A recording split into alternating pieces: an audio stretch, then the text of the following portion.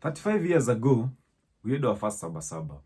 That was 7th of July 1990. The idea then was for two things: political reforms and civil rights. Currently, it is still happening. But the difference between then and now is only one thing. Now, the protests are filled with arson attacks, they're filled with looting and burning and violence of all sorts. So what should be done? And what is happening? So that at the end of the day, our economy keeps growing. Because what is happening is our economy is going down the drain. Then in return, we are losing more lives, we are losing more jobs, investors are running away. If you have a business, or you want to see the economy grow, stay with me as I share with you why SabaSaba should be done differently and not the way it is being done. I want us to look at last year, 2024.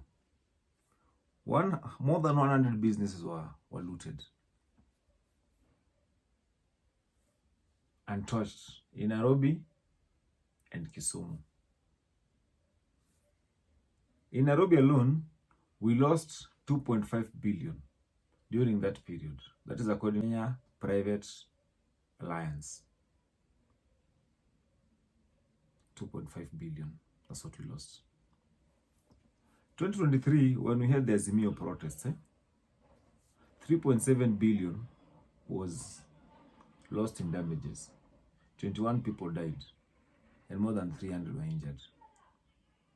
The NCE, that is the Nairobi Security Exchange, the trade went down by 2.5%. In 2008, tourism dropped by 12%, costing the Kenya economy around 60 billion. Do you still think that these protests are a good idea? I don't think they're a good idea. Do you know why? This is because so many things are happening. But we are still not through with giving you data and statistics of what is happening. So first and foremost, how does protest affect the economy? Number one, no investor wants to invest in an unstable economy. So it will result to, number one, capital flight. And then number two, there will be closing of businesses. So businesses will close and then they'll leave. And if they leave, what happens? We are going to lose jobs. And allow me also to remind you that in 2023 alone, multinationals stopped expanding to Kenya, to this country of ours. Do you know why? Because of chaos. Nobody wants chaos. Another bit about our protests: job loss and businesses closure. Do you know when we have protests, we saw it the other day in Kenya, in Nairobi. Most businesses that are affected are small and medium-sized businesses. Those are the ones that lose a lot. They lose. And one thing you'll realize or you'll understand is that most of them rely on very small margins. So when there's a catastrophe, or when they're arson, or when it is banned or something seriously happens, it takes time for them to recover. So it frustrates them big time. So if the protests do not stop, then we are going to lose more. So many. The third bit is about insurance and lending strains. No bank will give you a loan if they anticipate that there will be a problem in the near future. Insurance will not want to insure you. This is why you are high risk. And if anything is high risk, then they shy away because number one, insurance do not want to pay. That is one thing you need to understand by insurance firms. They try as much as possible to avoid liability or to avoid paying or to avoid claims. The next bit is about tourism decline. I said it before. Tourism gives us 260 billion every year. How many people does it employ? So many. From the cooks, from the chefs, from the waiters, from the drivers that take them around, from the beach boys, from the animal orphanage, from so many people are affected, are actually impacted.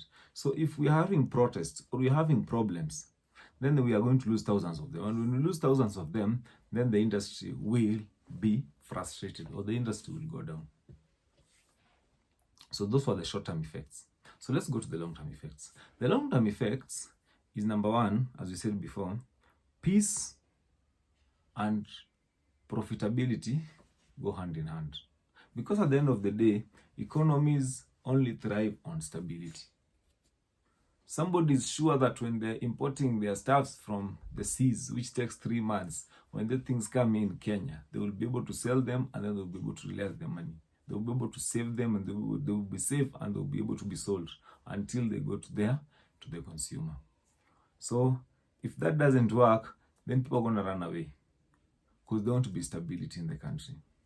Number two, unrests, which we are seeing, makes the government increase their spending on military, on police officers, on funny stuff, on emergency. They call it emergency response. Like the other day, we saw the police putting barbed wires around State House. So who is supposed to take care of that figure? So instead of that figure going towards health, education, or development, it goes towards things I call nonsense. Let me remind you also something else, that in 2008, our GDP actually dropped to 1.8% from 7% into 7. So what does that tell you? That tells you that whatever we're fighting at or we're fighting for is so serious. And it's a lot. It's a lot. Let me give you this punchline. No investor thrives in violence, and no economy grows in chaos. So what can be done? What can be done? I didn't say that it is wrong for us to have mandamano. Mandamano is a constitutional right. Everybody is allowed to picket as long as they do not infringe on the freedom of the others. But again, what can we do so that when you're having protests, we don't have criminals getting into these peaceful protests? Number one, citizens must separate peaceful protests from criminal activities. I think it should be the work of the organizers to make sure that they know who are the criminal elements themselves. They can have uniforms, they can talk with the police, so that becomes laid out clearly. The second bit, we can have civil societies or religious organizations, which were, from time immemorial, they've always been at the center of the peaceful protests, to train young people, to educate the youths on non-violent activism. Like it is possible to wake up in the morning and we go all the way to State House, or we go all the way to the office of the president and give him a petition, or to parliament and come back. Then the last, which is very important, the government must address economic inequality. Because we cannot be having protests 1995, 1990.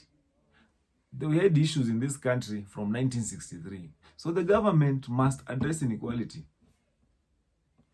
and compete or work at reducing unrest and corruption in this country. Because again, at the end of the day, we have had civil societies telling us that it is the government that is putting people, criminal elements among the peaceful protestants so that they can disrupt, so that they can call off, they can ban the peaceful protests. But again, the buck stops with the government. So ladies and gentlemen, allow me first of all to talk to the government, tell the government something very simple, something very easy. Just do the right thing. Try as much as possible, close the loopholes for corruption. Try as much as possible, do what is intended to be done. But again, I will not forget to say that some of these criminal elements are also used for political gains. We've seen what is happening. People go and protest so that they can be called to the government so that they can eat. But again, at the end of the day, ladies and gentlemen, Protests are costing this economy. Protests are messing up the government. But again, I want to let you people know one thing. It is not the work of the government to give us jobs. It's the work of the government to, number one, create a conducive environment for people to work and for businesses to grow. Thank you so much and God bless you. Tupatane SabaSaba.